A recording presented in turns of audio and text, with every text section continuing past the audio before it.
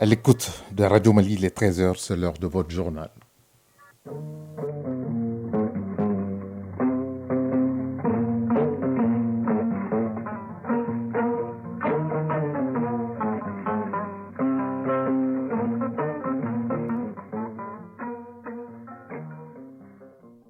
Le journal Ousmane Daou.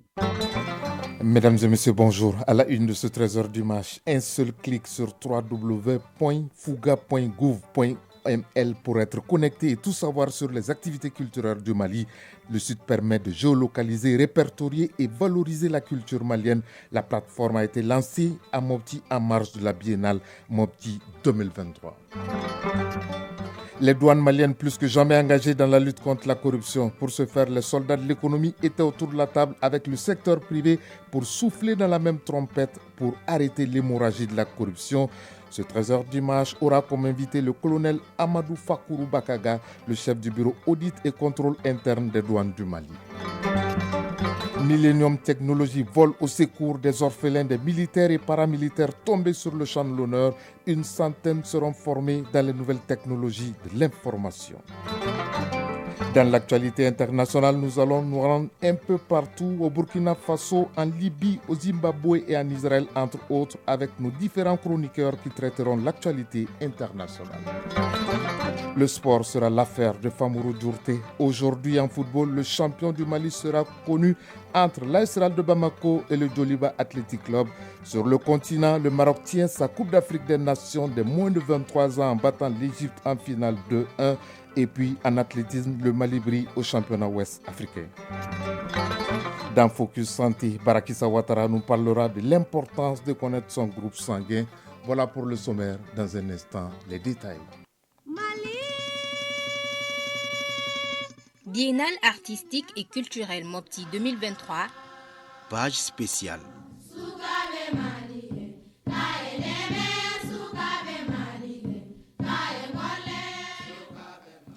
Dimanche 9 juin 2023, mesdames et messieurs, bonjour et merci d'avoir choisi Radio Mali pour vous informer. Bienvenue dans 13h dimanche. Une plateforme digitale Fouga au profit des acteurs de la culture malienne. Le ministère de l'Artisanat, de la Culture, de l'Industrie hôtelière et du Tourisme et la Direction nationale de l'action culturelle, en collaboration avec le projet GIZ Donkonimaya, ont procédé au lancement d'une nouvelle plateforme dénommée Fouga. Pour y accéder, c'est simple, cliquez www.fouga.gouv.ml. L'initiative vise à géolocaliser et à cartographier les activités culturelles du Mali, de la Venise malienne Oumar Maïga.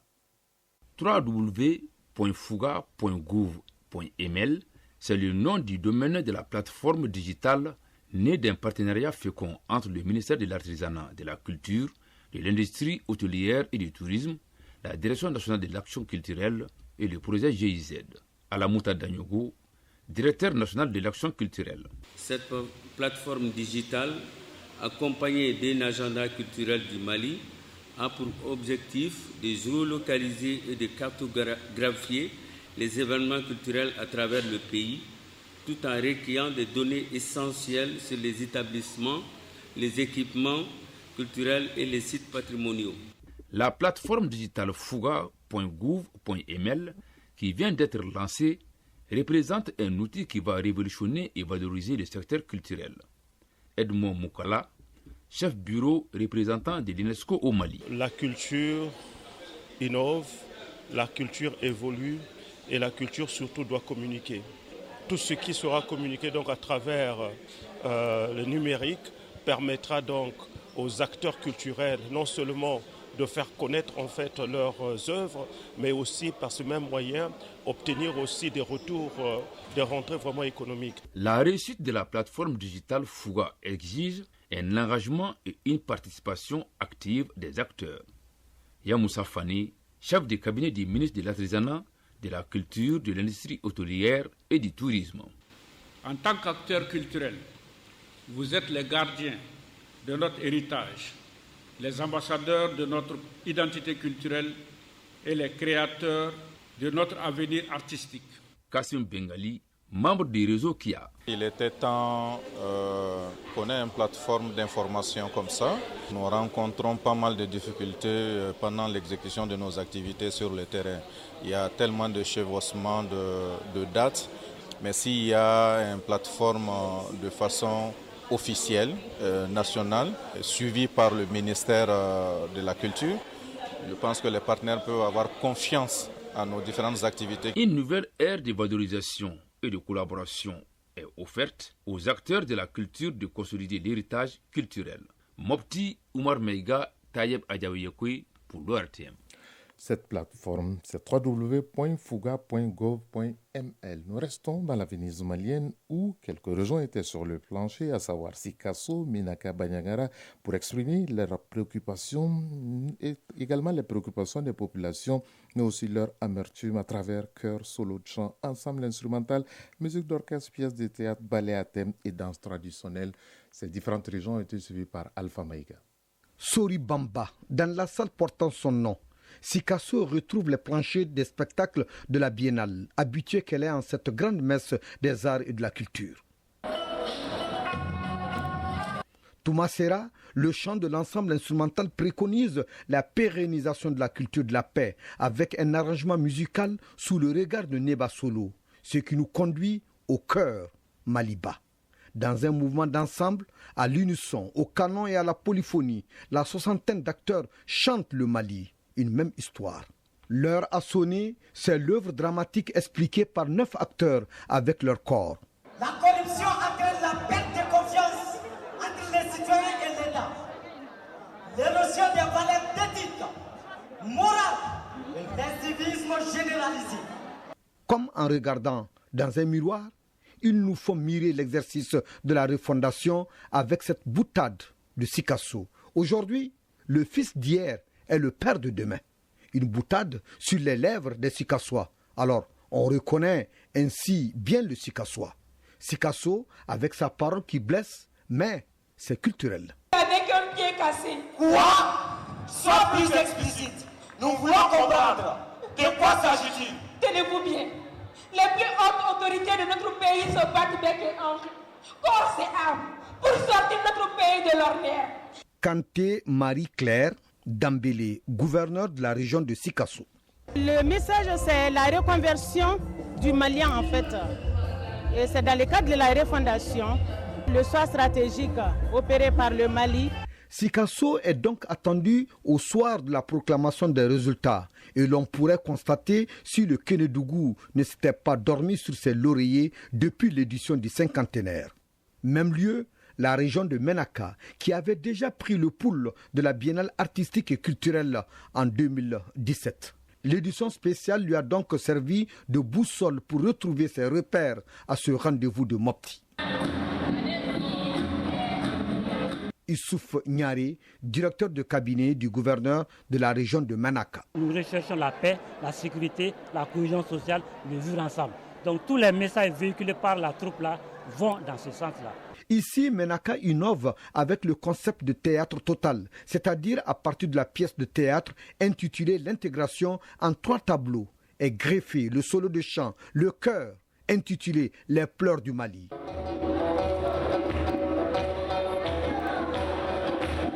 Le Tindé, c'est la danse traditionnelle, le tout dans un accoutrement traditionnel qui nous fait revivre le festival Tamadash, mais aussi Firoun Ag Alinsar, le grand Annamokal.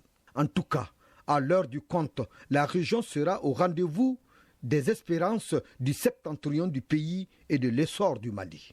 Restons toujours dans la salle Soribamba, la 19e région Bandiagara découvre la Biennale artistique et culturelle du Mali pour la première fois. La proximité de Mopti qui accueille ce rendez-vous biennal et potentialité culturelle du pays Dogon lui assure des préjugés favorables. Et voilà, ils sont là, les hommes du Néandertal, pardon, les Homo sapiens. Ils sont avec leur fétiche. Bandiagara, pour la Biennale, c'est sous le couvert de la paix, dans le centre du pays. Et suivez, ici, le Dogon qui chante en Peul. Alors, où se trouve le conflit ethnique? Bandiagara, certes, c'est Dogon Peul et toutes les autres communautés. Les Dogons chantaient en Peul parce que ces deux peuples intimement liés, nés ensemble, grandis ensemble et qui vivent ensemble. C'est extrêmement important que les Maliens puissent connaître ça. C'est le Mali en tant que tel. Trait d'union, carrefour des civilisations Bandiagara. Bandiagara va donc jouer l'outsider et c'est possible que la région puisse tirer son épingle du jeu. Il faut le dire. Hier, en 1981, Mopti était la capitale du sport à travers la biennale sportive tournante. Et aujourd'hui, 2023, après 42 ans d'hivernage, Mopti, la capitale artistique et culturelle du Mali. Et tenez-vous bien, pour cette première nuit, la compétition, les rideaux sont tombés vers 5 heures du matin, une première dans une biennale artistique et culturelle. Moti, Alpha Mega, Issa Konaté pour l'ORTM. Biennale artistique et culturelle Mopti 2023. Page spéciale.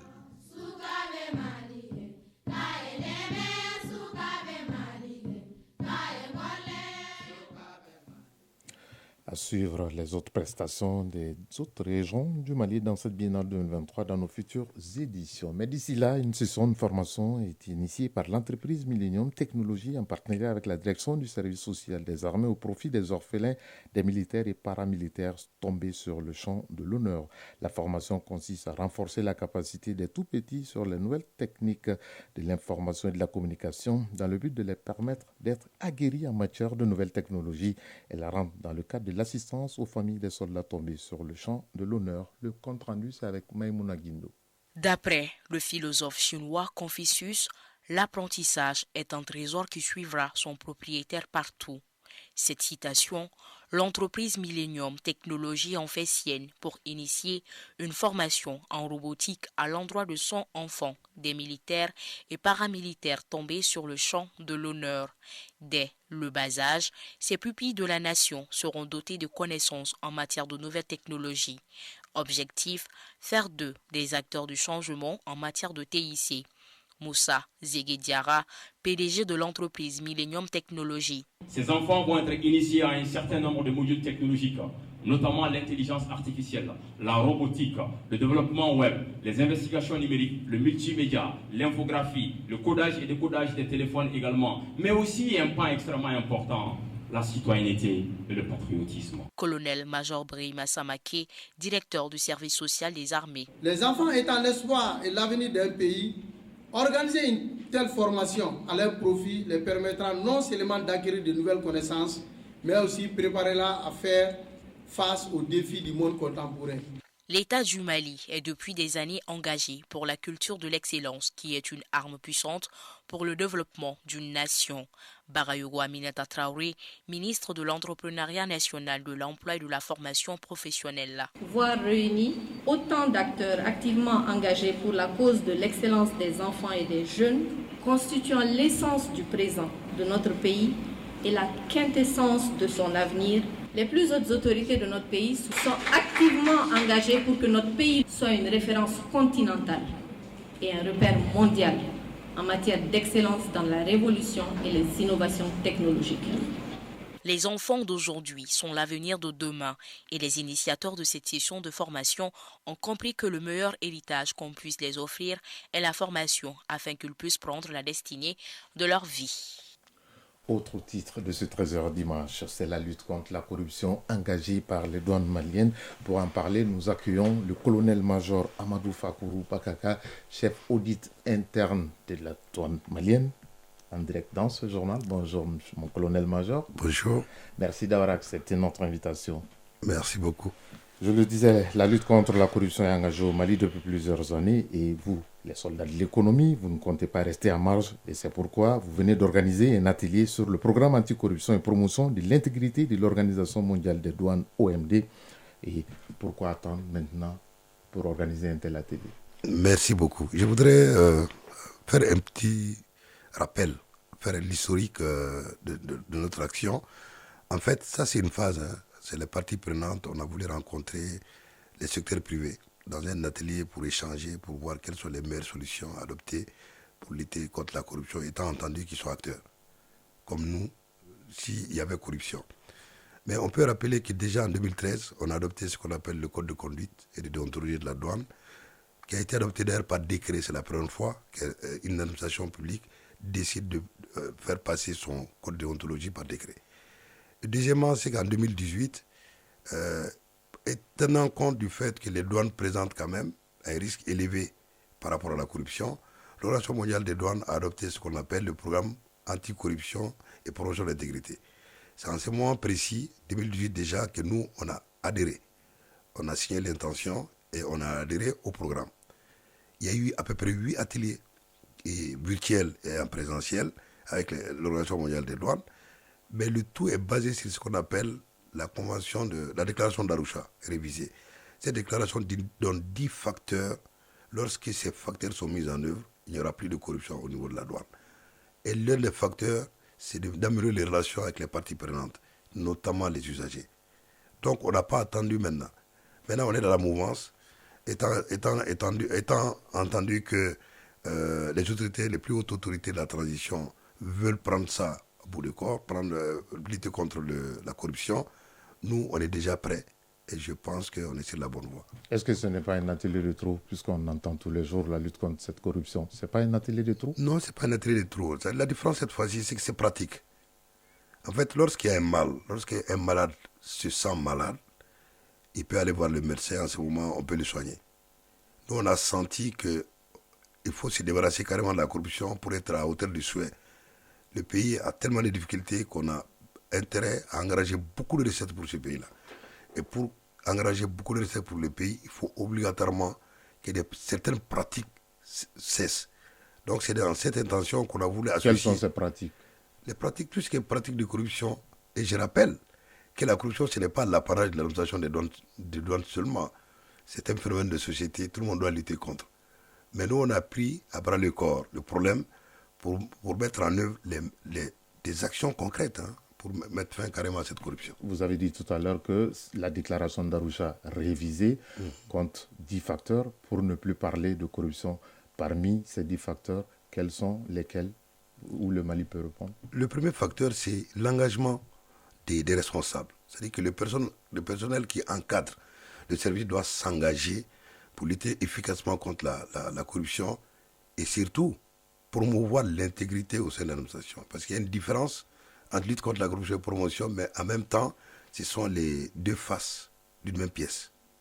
Ça, c'est important. Deuxièmement, c'est que il faut carrément automatiser. C'est-à-dire qu'il faut carrément que toutes les procédures douanières soient totalement informatisées. Est-ce que vous avez les moyens de cette informatisation? On a les moyens de cette informatisation. Je rappelle que la douane du Mali est la direction générale la plus numérisée de la République du Mali. Ça, on peut vérifier ça. Et 95% de nos procédures sont déjà numérisées, carrément automatisées. Et il y a un élément important, c'est la gestion des relations avec le secteur privé. Ça, c'est fondamental. Justement, cet atelier a comporté de réunir autour de la table le secteur privé et les douaniers. Est-ce qu'aujourd'hui, ce secteur privé est prêt à aider la douane malienne? D'abord, ce qu'il faut rappeler, c'est que les solutions préconisées ont été mutuellement cherchées et trouvées. Donc, le secteur privé malien, que ce soit le CNPM, le Conseil national des patronats, que ce soit le pays, ça c'est les industriels, que ce soit la FETRAM, qui est la grande fédération des transitaires, tout le monde est d'accord pour s'engager et dire qu'il faut lutter ensemble contre la corruption, qui ne fait que trop gangréner nos affaires. Et ça plombe, il ne faut pas se leurrer, les affaires de l'État. L'État ne gagne pas, mais en même temps, c'est le secteur privé qui perd lorsque la corruption est érigée en système. Est-ce que ce n'est pas en restant dans les bureaux, en organisant des ateliers concrètement sur le terrain, qu'est-ce qui se passe? On a un plan d'action opérationnel. C'est-à-dire que la déclaration d'Arusha, en fait, est le référentiel, quoi. Mais avec l'OMD, on a ce qu'on appelle le document DIP, d'information sur le projet, qui fait sortir un plan d'action opérationnel. On a fait, comme je rappelle, on a fait 8 ateliers, souvent avec les partenaires, mais en même temps, on a fait un sondage. À l'issue de cet atelier avec le secteur privé, quelles sont les recommandations fortes retenues? Les recommandations fortes, c'est vraiment continuer dans un cadre formel à se rencontrer. Il a été prévu de se rencontrer 3 fois dans l'année, 4 fois dans l'année, parce que c'est trimestriel. Chaque fêtière rencontrera la douane 4 fois dans l'année. Et en fin d'année, tous les secteurs privés se réuniront avec la douane pour voir ensemble ce qui a été fait. On va être pratique, hein. Ce n'est pas simplement la théorie. Hein. On va être pratique sur le terrain, sentir qu'il y a une diminution de la corruption. Monsieur Amadou Fakourou Bagaga, vous êtes le chef audit des douanes, audit interne des douanes du Mali. Aujourd'hui, est-ce que la douane malienne se porte très bien? La douane malienne se porte très très bien. Je veux ajouter que ce n'est pas l'audit seulement, c'est le contrôle interne et l'audit interne. Il y a une petite différence. Le contrôle interne, c'est un dispositif qui est mis pour faire en sorte que, de façon journalière, on puisse contrôler tout ce qui se passe. Et c'est ce qu'on a fait. L'audit interne, c'est quand il y a des problèmes dans un bureau ou une structure douanière, on envoie des agents vérifier ce qui s'est passé réellement. Donc je peux dire que la douane se porte très bien. Et ça se voit d'ailleurs au travers des résultats qu'on a pu avoir au niveau des recettes. Il y a quelques années, 35 milliards, c'était extraordinaire en fin de mois. Maintenant, on peut aller à 70 milliards mensuels. Ça veut dire que, quelque part, il y a quelque chose qui bouge. Et qu'est-ce qui a bougé? Ce qui a bougé, c'est l'engagement du personnel des douanes à faire en sorte que ce pays-là qui compte sur nous, que ce pays ne soit pas déçu par nos comportements. Dernière question, monsieur le colonel-major. Quel est cet appel à l'endroit de la population, puisque vous l'avez dit, la lutte contre la corruption n'est pas que l'apanage des douanes? Je voudrais simplement, à l'endroit de nos compatriotes, dire que la douane malienne s'engage, et de manière solennelle, mais en relation étroite avec le secteur privé à lutter contre la corruption. Et que cette corruption, c'est un phénomène mondial. On ne peut pas avoir des résultats tout de suite, mais à terme, je suis sûr qu'on aura des résultats escomptés. Deuxièmement, c'est que, en fait, l'idée qui était derrière le gabelou, c'est le corrompu. Cette idée, de mon point de vue, doit s'estomper parce qu'il y a des actions concrètes qui sont menées au sein de la douane. On est des Maliens. Moi, je préfère avoir ma fille, mon fils, sortir humblement en ville et on ne dit pas qu'il est l'enfant des voleurs. Merci beaucoup. Merci, mon colonel-major Amadou Fakourou Bagaga. Je rappelle que vous êtes le chef du bureau audit et contrôle interne à la Direction générale des douanes du Mali. Merci d'avoir accepté notre invitation. Merci Dans beaucoup. un instant, la page internationale. Tout d'abord, direction le Sénégal, où un maître coranique est soupçonné de viol sur des petites filles. Le mois dernier, un premier maître coranique et ses hommes qui enseignaient donc l'islam aux enfants ont été arrêtés et accusés d'avoir violé plus de 26 petites filles et adolescents de 6 à 16 ans. Au Burkina Faso, 2 attaques ont eu lieu vendredi dans le nord et l'ouest du pays et pris depuis 2015 dans une spirale de violence terroriste qui s'intensifie. Il est en direct pour en parler. Mohamed Sangari, bonjour. Bonjour, Spandao. Dans cette attaque, des volontaires pour la défense de la République ont perdu la vie. Oui, tout à fait. D'abord, c'est le village de Kozablogo, situé près de Boulsa, qui a fait l'objet d'une attaque dans la journée du vendredi par des groupes terroristes, a fait savoir une source sécuritaire. Le bilan est de 16 volontaires pour la défense de la patrie, VDP, supplétif civil de l'armée. Dans leur riposte, les éléments ont également infligé des pertes à l'ennemi, selon la même source, confirmant l'attaque qui a visé les VDP de la localité. Un habitant a ajouté qu'au moins 2 civils avaient également été tués et 2 autres blessés. Les assaillants ont également incendié des maisons, des charrettes et des motos ainsi que le marché. A poursuivi cet habitant appelant à une opération militaire d'envergure dans la province de Namantaga qui connaît une recrudescence des attaques. Selon une deuxième source sécuritaire, une autre attaque a eu lieu dans la même journée à Fo, une commune de la province de Houé, région des Hauts-Bassins. 4 VDP du village de Kenyebani ont été tués dans cette attaque, selon des habitants de la commune de Fo, ciblés par des violences terroristes depuis plusieurs semaines, se vident jour après jour de ces populations. Merci Mohamed Sangaré pour ces éclaircissements. En Tunisie, suite à la mort d'un Tunisien le 3 juin dernier dans une altercation avec des migrants subsahariens, des centaines de migrants ont été chassés de leur domicile à Sfax, d'autres raflés dans la rue et amenés dans les zones frontalières désertiques avec la Libye et l'Algérie. Suite à avec la Libye et l'Algérie livrés à eux-mêmes en février dernier suite à des propos polémiques du président tunisien Kais Saied sur la migration irrégulière. La ville avait déjà connu des agressions racistes et des expulsions de domicile à Sfax. On en parlait tout à l'heure, ces migrants ont été reconduits à la frontière libyenne et nous partons en Libye où un accord est conclu entre les pouvoirs rivaux sur le partage des revenus pétroliers. Une bonne nouvelle, Foussine Tounkara, vous venez de me rejoindre en direct dans ce studio. Bonjour. Bonjour Ousmane Dao. Cette nouvelle soulage à plus d'un titre l'homme fort de l'Est de la Libye. Effectivement, un ouf de soulagement, Ousmane Dao,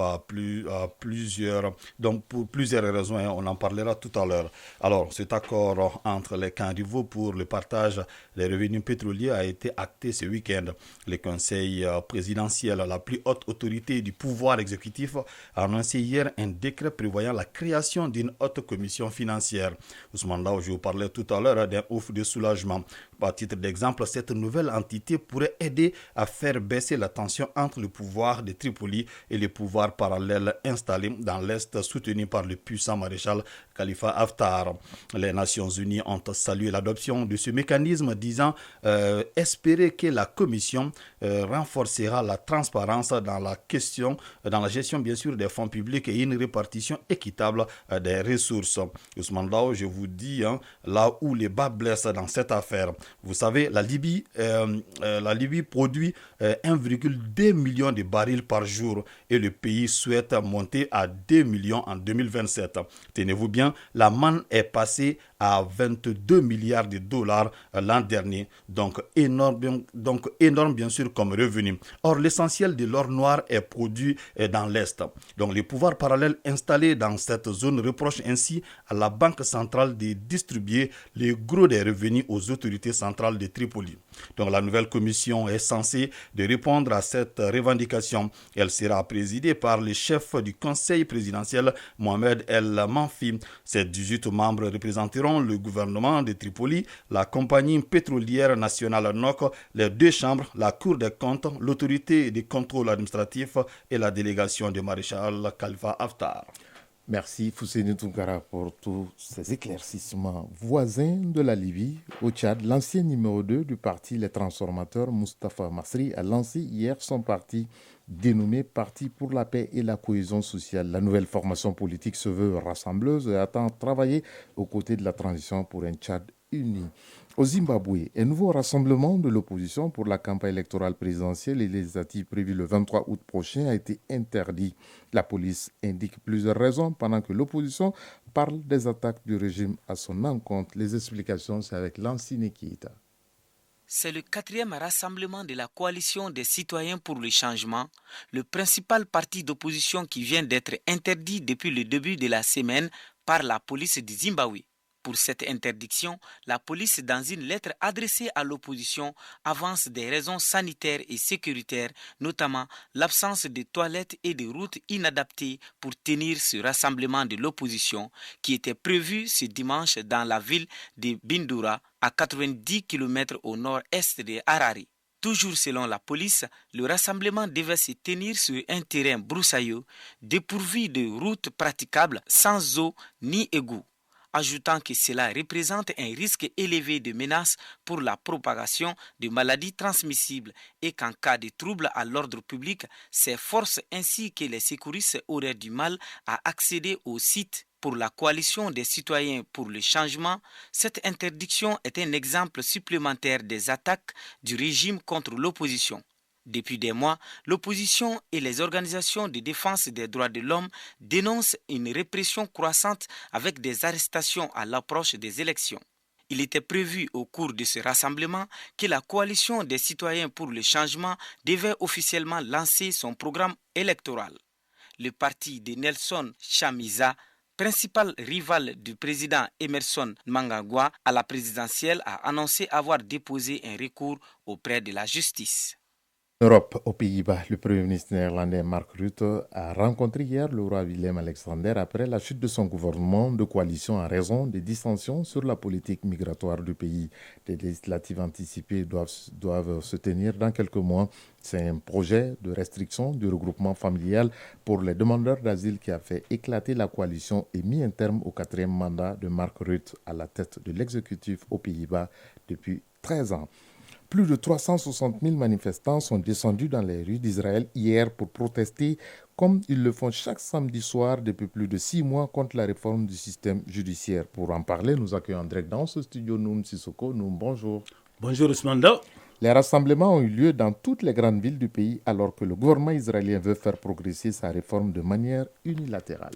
Le mouvement de protestation se poursuit depuis 27 semaines consécutives en Israël, alors que dans les jours qui viennent, plusieurs lois de la réforme judiciaire devraient être mises au vote à la Knesset. Benny Gantz, l'ancien ministre de la Défense et un des chefs de l'opposition israélienne, reste ferme.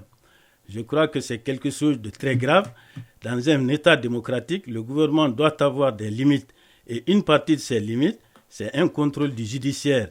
C'est un instrument très très important. Le mouvement enregistre un regain de mobilisation, notamment à la suite de l'échec des négociations entre la coalition de l'opposition sur un compromis. Dani, qui participe aux manifestations depuis le début, est bien déterminé à poursuivre la lutte. Depuis le meurtre de Yitzhak Rabin, je n'ai jamais vécu ce qui est en train de se passer. Je ne parle pas de violence, on ne sera pas violent. Mais on ira jusqu'au bout et on mettra le pays à feu et à sang, dans le sens où on sera sur le terrain et on arrêtera de travailler car on sera dans les rues. Comment les autorités, justement, Noum Sissoko, ont réagi et à quoi doit-on s'attendre le jour où la Knesset, le Parlement israélien, examinera cette réforme judiciaire? À Tel Aviv, la police a dégagé par la force les manifestants qui bloquaient le principal axe routier de la ville. Pourtant, souligne Ronit Timsit, le mouvement se veut non violent. Depuis le début des manifestations il y a 6 mois, il n'y a pas une vitre qui a été cassée. On vit quelque chose un petit peu différent de ce qui est vécu à Paris. Mardi 11 juillet, au moment du vote à la Knesset, les manifestants entendent paralyser l'ensemble du pays. Ousmane Dao. Merci Noum Sissoko pour ce point sur la situation en Israël. Dans un instant, c'est le sport.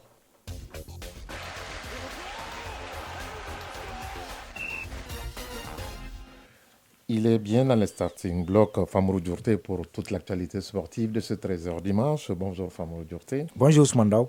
La dernière journée du championnat national de Ligue 1, saison 2022-2023, se joue ce dimanche et lundi. Et l'enjeu, c'est le titre entre l'AS Real de Bamako qui a besoin d'un petit point pour être champion. Oui, à une journée de la fin du championnat national de Ligue 1, l'AS Real a 59 points. N'a besoin que d'un petit point pour fêter son 4e titre de champion du Mali depuis 1986. Quant au Djolobassé, deuxième à 56 points, il n'a plus son destin en main car il doit gagner et espérer que le Real soit battu. Alors c'est dimanche 9 juillet 2023, à l'occasion de la dernière journée, l'AS Real jouera contre l'AS Black Sahara et sur le terrain de l'ASB, l'association sportive de Bamako, et le Djoloba AC sera à Koulikoro face à Yélin Olympique. Le reste des rencontres de la 30e et dernière journée qui prend fin ce lundi est sans enjeu puisqu'au bas du tableau, le verdict est déjà connu avec la relégation en Ligue 2 de El Seba, 15e 22 points et Yélin Olympique 16e 12 points. Sur le continent, le Maroc tient sa Coupe d'Afrique des moins de 23 ans. Oui, les Marocains sont venus à bout des Égyptiens par 2-1 après prolongation. Il faut noter que l'Égypte a évolué à 10 contre 11 depuis la 17e minute du jeu suite à l'expulsion de Mahmoud Saber, celui-même qui a inscrit l'unique but égyptien en finale. Le Maroc devient ainsi le 4e pays à inscrire son nom au palmarès de la CAN des moins de 23 ans en 4 éditions, après le Gabon, le Nigeria et l'Égypte. C'est la 4e fois aussi, tenez-vous bien Ousmane, que la finale se termine par le score de 2-1, les 2 premières dans le temps réglementaire et les 2 dernières en prolongation. Pour rappel, le Mali a terminé à la 3e place au classement en battant vendredi la Guinée par 4 tirs au but à 3. Cette 3e place qualifie directement le Mali aux Jeux Olympiques Paris 2024. Des statistiques fouillées et bien fournies, signées Famourou Djourté. On change de discipline pour parler athlétisme. Le Mali brille au championnat ouest-africain de Lomé Oui, avec 8 athlètes, le Mali compte déjà 5 médailles. 3 nouvelles médailles ont été obtenues ce samedi, en plus de 2 médailles d'argent de Mohamed Guindo vendredi au concours de lance de poids et du disque. Ce samedi, Nassiran Kone a eu la médaille d'or au concours de lance de poids et la médaille de bronze au lance de disque. Tiemani Dambélé a eu la médaille de bronze aux 5000 mètres. La délégation malienne, je le disais, est composée de 8 athlètes, dont 4 femmes. La compétition prend fin ce dimanche. En basketball, au plan local, l'actualité, c'est la 11e journée du championnat. Oui, dans la salle Abdallah Aïdara du stade du 26 mars ce samedi, les dames du stade malien de Bamako ont largement dominé celle de l'AS Police par 81-49. Dans la même catégorie, l'AS Real s'est incliné 45-49 devant le Djoluba AC. En messieurs, l'AS Real s'est imposé devant le Djoluba AC 69-53 du côté de la salle Salamatou Maïga du Palais des Sports. Chez les hommes, l'USFAS a battu de justesse l'AS Mandin 91-87. Atar Club de Kidal a battu le Sigi Dekai par 95-66. En dames, les militaires ont pris le meilleur sur la commune 6, 93-56, et Calaban Sport Club a atomisé le centre de formation Salamatou Maïga de Caille par 102-42. Le match AS Police Stade Malais de Bamako en homme est reporté en raison de la participation de l'équipe nationale locale en Angola pour l'Afrocan. Justement, parlons de cet Afrocan. Le Mali joue cet après-midi en Angola, vous l'avez dit tout à l'heure, contre le Nigeria. Oui, les aigles basketteurs qui ont perdu leur premier match 72-55 ce samedi contre l'Angola, pays hôte du tournoi, n'ont plus droit à l'erreur s'ils veulent se qualifier pour le second tour. Le coup d'envoi de ce match Mali-Nigeria, c'est tout à l'heure à 14h30. La deuxième édition de l'Afrocan a débuté ce samedi à Luanda, en Angola, avec la participation de 12 pays. La première édition s'est tenue en juillet 2019 ici au Mali, avec toujours le même nombre de pays. La RDC a été sacrée devant le Kenya. Hôte de la deuxième édition, l'Angola a fini 3e devant le Maroc. Merci Famrou Djourté. Je rappelle que nous allons vous retrouver juste à la fin de ce 13h dimanche pour la rétrospective de l'actualité ici au Mali. Pour bien jouer au sport, il faut être en bonne santé. On va parler de Focus Santé. Focus Santé. Chaque personne appartient à un groupe sanguin A, B, AB ou O. Les groupes sanguins définissent des catégories d'individus suivant la variété d'antigènes et d'anticorps contenus dans leur sang héréditaire. Les groupes sanguins sont transmis par les parents biologiques. Il y a aussi le facteur Rhésus qui détermine si votre groupe sanguin est positif ou négatif. Il est important de connaître son groupe sanguin pour savoir à qui l'on peut donner du sang, mais également de qui l'on peut en recevoir. Focus Santé s'intéresse à l'importance du groupe sanguin et c'est signé Baraki Sawata. Il est important de connaître son groupe sanguin comme on connaît son propre nom. Le groupe sanguin est déterminé par les parents, il est donc héréditaire. Dr Baba Fani, médecin hématologiste au Centre national de transfusion sanguine. Le groupe sanguin est transmis comme ça génétiquement des parents. Je dis bien des parents, ça veut dire que l'enfant va recevoir des traits des deux parents, du père ou de la mère. Les groupes sanguins sont regroupés principalement en deux systèmes, le système ABO et le système Rhésus. Ils permettent de savoir si le sang est compatible entre différentes personnes. Quand on a l'antigène A, tu peux être A. Quand tu as l'antigène B, la présence, tu es B. Quand tu as la présence des deux antigènes A et B, tu peux être AB. Maintenant, quelqu'un qui est O, à l'absence des deux antigènes. Donc, il n'y a pas de A, il n'y a pas de B. Donc, quand on va classer les groupes, classiquement, on aura le O, l'absence des deux antigènes, le A, le B ou le AB. Quant au système Rhésus, il a aussi plusieurs phénotypes. Le plus connu est ce qu'on appelle le D, le grand D.